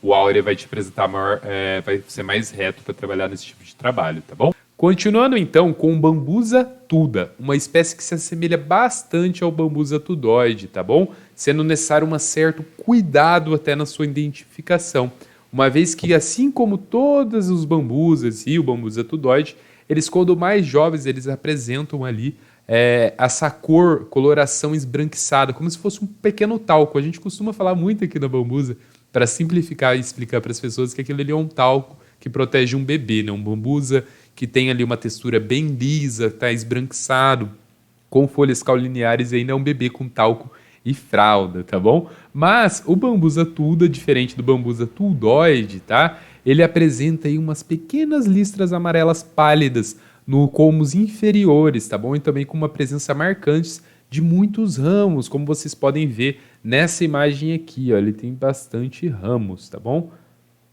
Olha só.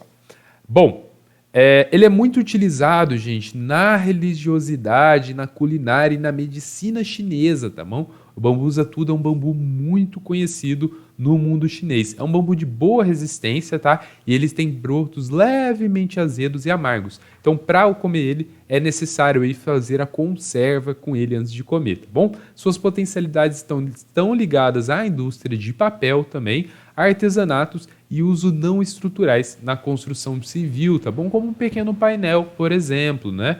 Ela é uma espécie que alcança até 30 metros de altura, tá? com diâmetros aí de 5 a 10 centímetros. Os internós, assim como o bambusa tuldoide, também são bem grandes, tá? Chegando de 35 a 60 centímetros de distância, tá bom? Ele é um bambu adaptável a regiões semi-úmidas, tá? E a distribuição natural, naturalmente, é a Índia, Bangladesh e Tailândia, tá bom? Suportando aí temperaturas de até menos 2 graus Celsius. Bom, o nosso próximo bambu é um bambu que é muito conhecido aqui no Brasil, que é o Bambusa vulgaris, tá bom? Ou Bambusa vulgaris vitata, variação vitata, né? Muitos chamam, inclusive, esse outro bambu, que é o Bambusa vulgaris vitata, de bambu Brasil, por sua coloração amarela e listrada, tá bom? Ele pode ser chamado, então, como Bambusa vulgaris vitata ou Bambusa vulgaris variação vitata. Essa variação vitata ela pode acontecer em outras espécies de bambu, apresentando esse amarelo e essas listras, tá bom? Que são bem bonitas e características. Essa é uma espécie asiática que foi introduzida no nosso território por imigrantes também portugueses, né? Ela foi disseminada pelos imigrantes portugueses, né? E é um bambu com grande quantidade de amido, tá? Eu, pessoalmente, não indico para construção civil, para uso estrutural, tá? Mesmo com tratamento, porque entre o tratamento e a secagem pode ser que o seu bambu acabe sendo contaminado, né? Ele é um bambu aí um pouco difícil de trabalhar nesse sentido. Todavia, ele é uma espécie muito utilizada pela indústria do papel e polpa, além de móveis e artesanatos, tá? Outra utilização muito conhecida desse bambu também no mundo é a indústria farmacêutica, porque ele é um bambu que possui aí algumas propriedades medicinais, tá bem? Uma pergunta que eu recebo muito, pessoal, olha lá o amarelo, que coisa mais linda, não é mesmo? Uma pergunta que eu recebo muito, gente, é como manter esse amarelo e essas listras verdes depois que esse bambu é colhido, como que faz para ele ficar assim na construção? E aí eu tenho que trazer uma notícia triste para vocês, que infelizmente essa é uma tarefa impossível, né? Infelizmente essa cor ela faz parte da planta viva, tá bom, pessoal? Então ao cortar e secar esse bambu, você vai ter um bambu com um tom de amarelo seco, um amarelo meio pálido, né? Acinzentado. Então infelizmente não é possível manter essa cor, tá bom? O que você vai ter é esse amarelo acinzentado, esse amarelo mais seco, e aí você trabalha ali com uma pintura para valorizar esse tom e puxar para um amarelo ouro, de repente, como a gente costuma trabalhar aqui na Bambusa. Aqui a gente usa muito a coloração gold para os stems, né? Porque daí ele traz para mim essa impregnação natural do tipo de aplicação desse tipo de material, né? Ele tem uma proteção UV, tem uma proteção antifúngica e também traz essa tonalidade de amarelo ouro que a gente gosta bastante de trabalhar nas nossas obras, tá bom? Essa espécie e o irmão dela, né, o amarelo e o verde, os Bambusa vulgaris, elas atingem de 15 a 25 metros de altura, tá? O diâmetro costuma variar entre 6 e 16 centímetros. O internós, eles têm de 25 a 35 centímetros, o que é um internó um pouco curto, muito legal, né? Ele é muito adaptável, tá, gente? A diversos climas. Ele suporta altitude de até 1.500 metros acima do nível do mar e temperatura de menos 2 graus Celsius. É por isso que esse bambu ganhou tão bem o Brasil, né? Uma espécie que a gente considera pantropical, né? Ou seja, ela ocorre em qualquer região dos trópicos, né? Ela é amplamente utilizada, por isso, para a reabilitação de solos degradados, para a proteção ambiental também. É uma espécie muito legal e com grandes potenciais. E é uma espécie linda da gente ter aí numa propriedade, não é mesmo? Sendo que não é um bambu de grande porte. Gente, observem que todos os slides, né, eu acho que eu já disse isso uma vez, mas eu vou reiterar porque isso é muito importante se você quer identificar um bambu. Todos os slides vêm com essas fotos de brotos, né? Isso é algo que eu observei nos sites internacionais, né, de bambu. Você ter esse broto também para poder identificar. Se você notar, olha, esse do Bambusa vulgaris, ele tem uma característica bem diferente do broto, por exemplo, do multiplex, do Bambus strictus, né, que é o Bambusa ferro, o bambu ferro, né, do Dendrocalamus strictus, desculpa, que é o bambu ferro. Então isso vai ajudar muito vocês nessa parte de identificação, tá bem? Procurem se atentar também a essa característica do bambu aí, para poder estar aplicando nos seus estudos, tá bem? Voltando aqui no slide que a gente estava. Só um segundo. A gente vai entrar agora no último dos bambus entocerantes, tá bom? Para depois continuar o papo nos bambus alastrantes. Eu queria mostrar esse bambu porque ele é muito adaptado a climas frios, tá? Então ele vem sendo uma aposta aí, principalmente nas zonas frias do nosso país, como o Rio Grande do Sul, tá bom? O Bambusa Oldram, Oldham, ou Bambusa Oldham, como ele é conhecido, né? Ou Bambusa Oldame, também como alguns chamam, é uma espécie de ótima adaptabilidade a regiões com geadas intensas, pessoal. Olha que interessante esse bambu, né? O porte dele pode ser confundido, às vezes, até com um dendrocalamus, mas como na maioria dos bambusas, né, quando eu falei, quando chove, quando está com um clima mais úmido, ele tem essa coloração esbranquiçada, assemelhando-se a um talco, tá bom? Sendo os bambus de crescimento mais ereto do mercado, o Oldham não possui ramos baixos e ele é muito utilizado em área alagada para reconstruir solo. Então, esse não possuir ramos baixos também é ótimo para quem trabalha aí com venda de colmos, né? Você tem uma maior utilização por metro de vara, isso é muito bom. Ou para você que colhe para poder estar trabalhando também, isso vai facilitar bastante o seu trabalho e ele vai sobrar menos material também da limpeza desses colmos, tá bom? É um bambu muito legal mesmo. A altura dele ele pode chegar de 15 a 20 metros, tá?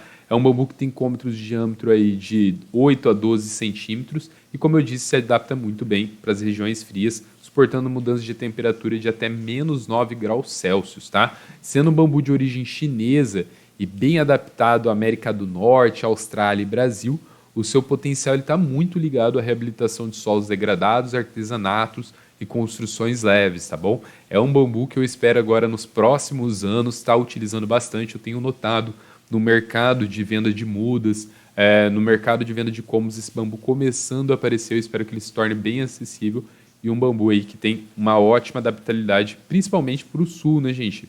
Pensando que a gente está fazendo esse projeto dentro de Maringá, um projeto cultural que visa incentivar uma cadeia produtiva que precisa ser incentivado no estado do Paraná. Nós acabamos de aprovar a Lei Estadual de Incentivo à Cultura Estadual. Maringá possui uma lei municipal que ainda não é aplicada de incentivo à cultura do bambu. Então, pensando nisso, a gente precisa aí tentar trabalhar com essas espécies de bambu, por exemplo, que tem uma ótima adaptabilidade à nossa região, tá bom?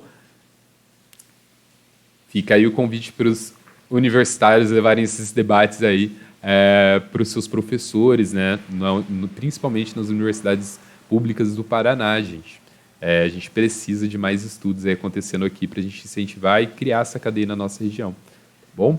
Bom, entrando agora nos bambus alastrantes, tá bom? O timba é um tipo de rizoma que você encontra muito também, e ele é muito legal para trabalho, principalmente com artesanato, movelaria, né, pessoal? É um bambu muito legal, tá bom? Ele tem essa característica, como eu disse, de ser um bambu invasor, tá? Ele pode crescer em raio ali até 6 metros por ano, né? Então você imagina aí quão rápido ele domina uma região, um bambu muito forte. Eu já vi casos de estradas ruas, né, que passa pouca gente, desse bambu atravessando por baixo do asfalto para sair do outro lado, tá? É um bambu muito forte. Então, assim, se você quer trabalhar numa área florestal, eu não indico usar ele, né? A gente vê, inclusive, problemas ambientais aqui na nossa região, desses bambus sendo plantados na margem externa de beiras de rios, e aí eles passando a dominar o espaço florestal, né?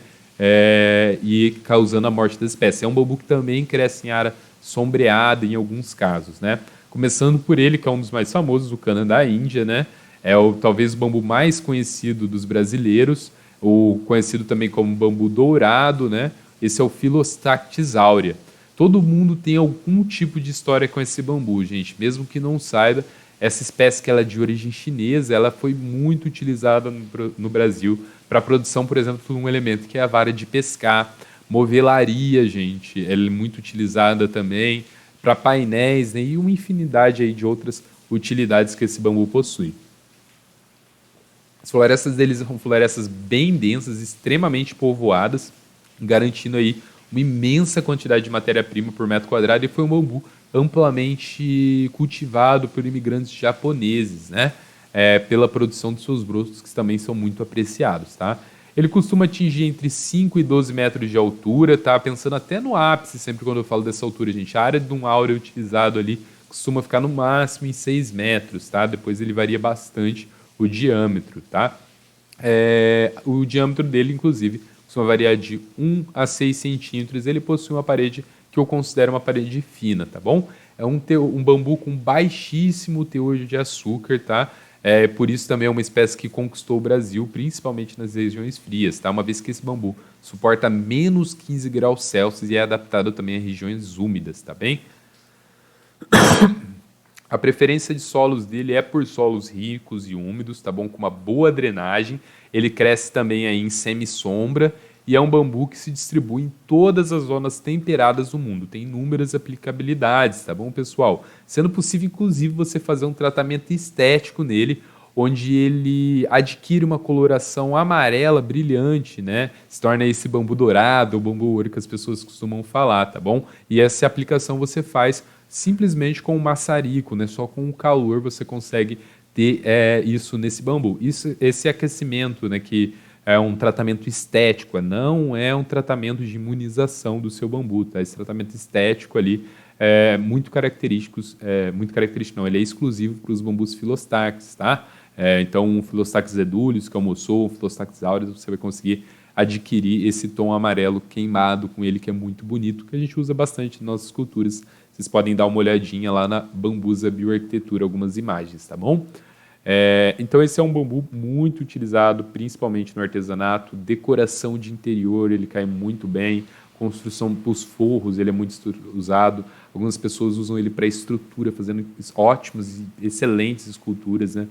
Trabalhos belíssimos, como o do Lúcio Ventania, por exemplo, que é uma das maiores representatividades artísticas, no meu ver, assim, ele é a maior representatividade artística com o bambu áurea na construção, na movelaria e também nas esculturas. Vale muito a pena vocês, inclusive, buscarem o trabalho dele, se não conhecerem ainda. O Lúcio Ventania, do Instituto Ser Ravenna, é um lugar fantástico que eu sonho ainda poder conhecer. Então ele é um bambu muito utilizado, tá bom, pessoal? Olha só que legal, e o broto dele, né? Ele tem, às vezes, ele fica com esse formato no como também, isso que a gente chama de maquico, tá bom? Bom, o nosso próximo bambu é uma espécie que... Opa, só um minutinho, pessoal.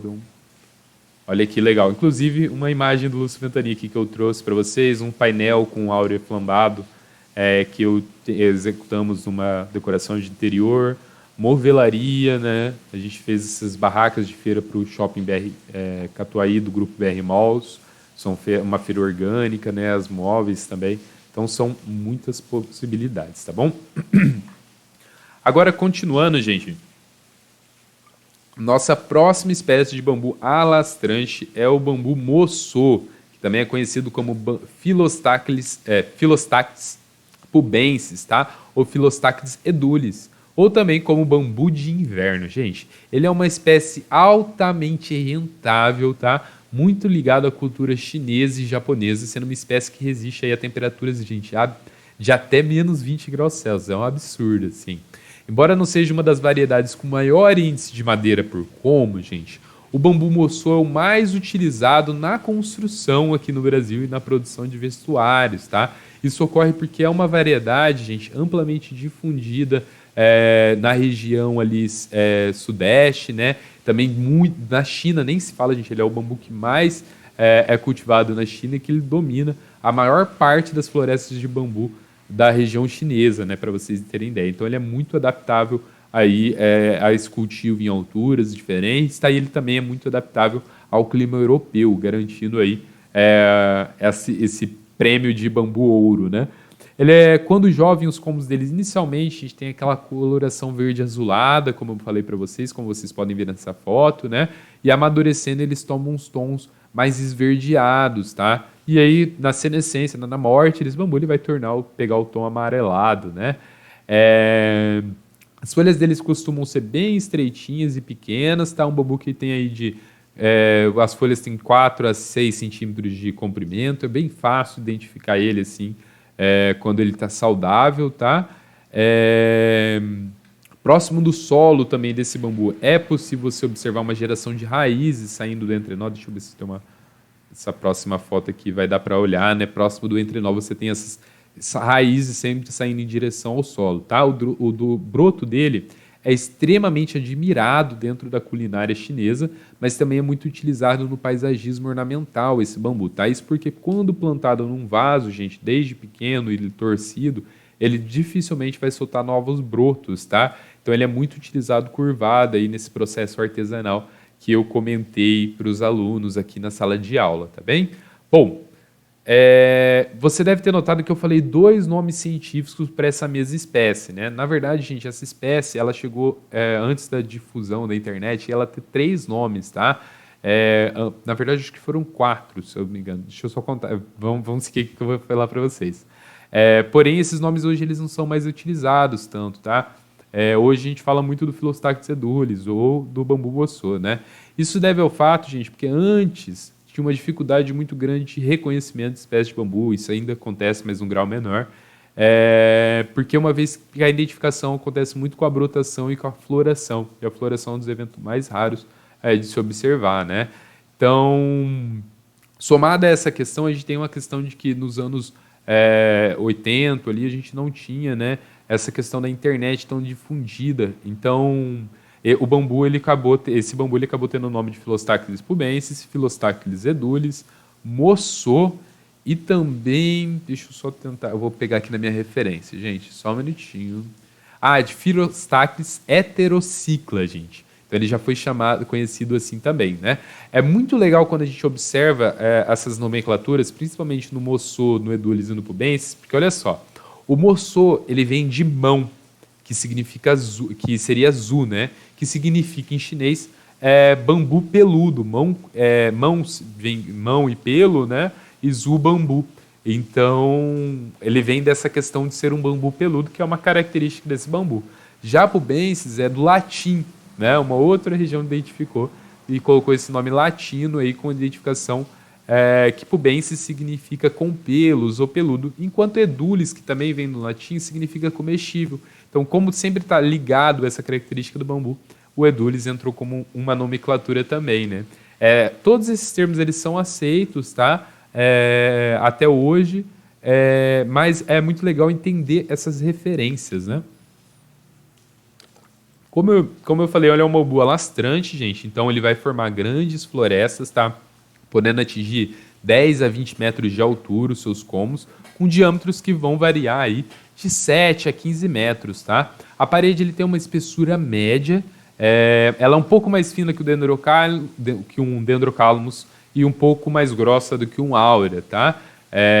E assim como seus irmãos Philostachys, esse bambu aqui ele vai suportar uma temperatura de até menos 15 graus Celsius, tá? Tendo uma preferência aí por solos ricos, com materiais orgânicos, né, e uma boa drenagem, gente. Philostachys gosta muito de boa drenagem, tá bom?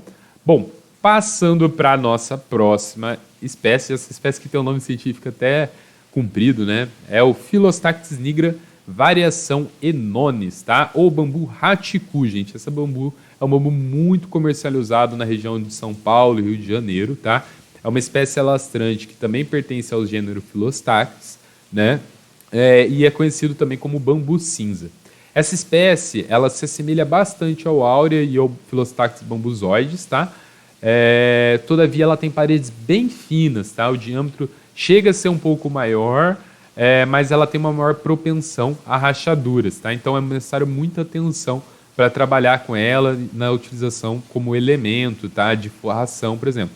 Que é legal trabalhar com ela? Com as ripas, gente. Ele é um bambu que vai ter uma rentabilidade muito legal para as ripas, tá bom? Como eu disse, essa espécie ela é amplamente comercializada, possui essa coloração aí que vocês podem ver meio esverdeada quando jovem, né? E quando vai ficando maduro ele tem essa cor mais acinzentada, um cinza oliva ali, né? Então é muito fácil você distinguir nele o broto dos bambus mais novos, tá bom? A altura dele varia bastante, gente, esse bambu, na verdade. Ele vai variar ali entre 3 e 12 metros, tá? E os diâmetros variam junto de 3 a 13 centímetros, gente. Olha que incrível, né? A parede dele é uma parede que costuma ser fina, ele tem uma alta propensão a rachaduras e é uma espécie que, assim como os irmãos, tem uma ótima resistência ao frio, tá? Ele suporta até menos 20 graus Celsius. Não sei se vocês notaram, mas os bambus alastrantes, principalmente o Philostachys aurea, o Edulis, né, o Nigra, a variação Enonis, que é o Haticu, que eu mostrei agora, né? Eles são bambus que eles têm uma maior variação de altura e diâmetro, tá? Quando comparado com os entorcerantes. Isso é muito legal, porque você pode brincar com isso dentro da arquitetura, dentro da decoração de interior, dentro da engenharia, dentro da movelaria, dentro do artesanato e das inúmeras possibilidades, não é mesmo? Então, essa variação de diâmetro também vai te indicar um grau de salubridade desse bambuzal, né? É muito interessante observar isso. Uma vez que um bambuzal que tem pouca entrada de sol vai ser um bambuzal que tem uma menor produção, né? Esses bambus eles costumam ser bem densos quando eles não são manuseados, tá bom? Eu vou falar um pouquinho lá sobre, na próxima aula, quando a gente falar sobre manejo de bambuzal, eu vou falar um pouquinho do que dá para a gente fazer nesses bambus, tá bom? Bom, continuando, gente, para o nosso próprio bambu, para o nosso próximo bambu, a gente entra com o Philostachys bambuzoide, tá? O bambu Madak, também outro bambu muito divulgado aí. Depois a gente vai conversar um pouquinho sobre os guadus e a gente já acaba essa aula, prometo, tá bom? Esse bambu ele é amplamente comercializado em São Paulo, Rio de Janeiro e outras regiões do Brasil. O bambu Madak, né, é conhecido também como bambu de madeira japonesa, embora seja um bambu de origem chinesa, tá bom, pessoal? Ele é tão popular mundo afora que o seu nome comum Madak pode ser traduzido aí, gente, como bambu comum, né? Ma vai significar comum e dak bambu, ou seja, um bambu comum. Olha que legal, né? A característica mais interessante é o tempo de vida, que é quase o dobro das demais espécies do Philostachys, tá? É um bambu que chega a sobreviver antes de ser... sobreviver, eu digo, um colmo sobrevivendo dentro da floresta, tá? Ele chega a sobreviver 25 anos, então ele possui aí como fato ter um maior intervalo de floração também, tá bom? O intervalo de floração dessa espécie aí, segundo estudos, chega a 130 anos, tá? Inclusive, gente, vocês lembram que lá quando eu falei da floração gregária, né? Tem esse registro, para vocês terem ideia, de floração em massa dessa espécie nos Estados Unidos, lá nos anos 70, tá? Que inclusive dizimou enormes cultivos, assim, foi uma coisa bem marcante na época. É possível se encontrar algumas informações sobre isso na internet aí com um pouquinho de paciência para pesquisar, tá bom? Olha que lindo o broto dele, gente, a coloração, né? As paredes dele são consideradas médias para grossa, é uma das preferidas aí dos japoneses, como eu falei, né? A altura dele pode chegar a 20 metros, 10 a 20 metros, geralmente, tá? O diâmetro do como de 3 a 10 centímetros, tá? Assim como os outros irmãos do mesmo gênero, é uma espécie de bambu que prefere os solos ricos em materiais orgânicos, regiões úmidas e sempre com uma boa drenagem, tá? Suportando aí até menos 15 graus Celsius, pessoal. Bom, agora eu prometo que a gente está quase acabando. Vou entrar nas duas últimas espécies que são que não são especificamente bambus alastrantes, tá? Mas eles têm o comportamento de fazer essas florestas, né? É o bambu guadachacoensis, que é esse que está aparecendo na foto, e o guado angustifolia. São ambos bambus latino-americanos, tá? Então eles possuem uma importância enorme do ponto de vista socioeconômico e cultural, pessoal. Inclusive, ele é considerado pelo INBAR, né, que é a Organização Internacional de Bambu e Rattan, como uma espécie de alta prioridade para o desenvolvimento da nossa cadeia produtiva mundial, tá bom? O guadachacoensis também é conhecido como taquara brava ou bambu forte, tá bom? É um bambu muito legal. Os comos deles são bem curtos e repletos de espinhos, tá? A sua galhada tem bastante galhada, tá? Ele tem a parede bem grossa e o que traz uma excelente resistência mecânica, né? Parede grossa combinado com como curto, tá bom? E possui uma versatilidade de aplicações absurda. É uma espécie que atinge aí de 15 a 25 metros de altura, com diâmetros variando de 8 a 16 centímetros. Tá? Ela é pouco exigente quanto à questão de solo, preferindo aí solos tropicais, resistindo temperaturas de até menos 6 graus Celsius. Pessoal, A distribuição natural desse bambu ocorre ao norte da Argentina, sudoeste da Bolívia, sul do Paraguai e Brasil. Eu estou aqui na região de Maringá, a região norte do estado do Paraná, que a gente tinha ali matas atlânticas. Esse bambu já é difícil de encontrar nessa região. A gente vai encontrar lá próximo de Foz do Iguaçu alguma coisa dele, tá bom? Isso mostra também o quanto essa região foi rapidamente dizimada, gente. E aí, entrando no último bambu, o angustifolia, ele também é conhecido, muito conhecido no mundo, amplamente utilizado. É o nosso gigante da América, né, o Guada angustifolia, considerado uma das 20 melhores espécies para construção civil, devido a uma alta resistência mecânica, uma ótima adaptabilidade. Ele é o bambu mais utilizado aí na América Latina, né? Assim como o irmão que eu citei ali em cima, né? O Guada angustifolia, ele é caracterizado como um bambu intocerante, outras vezes como um alastrante, devido ao seu rizoma longo, tá? Lembra lá do rizoma longo, pescoço comprido, né? Sendo caracterizado, por fim, então, como um rizoma simpodial espelhado. A espécie, ela forma excelentes bosques, tá, gente? Ou seja, ela pode ser usada tanto como barreira de som, quanto barreira de vento também, tá bem? É um bambu bem legal mesmo. Deixa eu ver se eu trouxe algumas fotos a mais dele. Olha só que coisa mais linda, gente. Essa espécie, gente, ela possui uma parede grossa, né, também, atingindo aí de 20 a 30 metros, 20 a 30 metros de altura, com diâmetros variando de 14 a 20 centímetros, tá? Em relação a solo e clima, é mesmo de região de clima tropical, tá? Então ele gosta de um solo médio para rico ali e costuma crescer muito bem ao longo dos rios ou colinas, tá? Suportando temperaturas aí um pouco maiores, né, menos 2 graus Celsius. É uma espécie de muitos usos, tá, gente? Sendo utilizada aí na construção civil, movelaria, artesanato, e eu espero aí ser um bambu que a gente possa utilizar também a longo prazo, uma vez que a gente não utiliza muito esse bambu ainda aqui na nossa região, tá bom? Pessoal, assim acaba essa nossa aula. Quero agradecer muito por você que está acompanhando online, você que está assistindo esse material depois do lançamento desse nosso projeto. Gostaria de informar para as pessoas que estão acompanhando desde o início que esse projeto, inicialmente, as aulas seriam transmitidas online, mas a gente encontrou uma dificuldade técnica muito grande com as instalações da Universidade Estadual, né? A gente sabe que as universidades estaduais no Paraná vêm sofrendo uma série de redução de custos, e a gente vê que na UEM a gente já está encontrando essas dificuldades técnicas que não eram encontradas na época que eu trabalhei e estudei lá, né? Isso é algo muito alarmante, né? Então a gente tem tido muito problema com a conexão da internet para transmitir as aulas, com os data shows, né? Então, por mais que a gente tenha essa estrutura que eu agradeço muito. O que eu queria trazer é essa necessidade de nós protegermos a Universidade Estadual e informar para vocês que, então, nós decidimos aqui na comissão organizadora gravar as aulas. Assim eu conseguiria trazer o mesmo conteúdo que é aplicado em sala de aula de maneira um pouquinho mais rápida, né? As aulas hoje, que foi agora com 1h20, né? 1h30, foi uma aula que a gente trabalhou lá com 3 horas, né? Conversando, fazendo dinâmicas. A gente consegue trabalhar de maneiras diferentes ali, mas consegue trazer um conteúdo muito legal para vocês que estão no online. As aulas que vocês estão assistindo aqui, inicialmente elas seriam transmitidas, né, via site, somente para o estado do Paraná, para a pessoa ser divulgada aqui em Maringá, mas com essa decisão de regravar esse material, a gente passou a disponibilizar ele para todo o Brasil durante a duração do projeto de maneira gratuita, tá? Então, através de uma lei de cultura, gente, que é muito importante para a nossa cidade aqui em Maringá, né? Através de um projeto cultural que foi premiado, a gente conseguiu gravar esse material tão legal para vocês aí acessarem de maneira gratuita.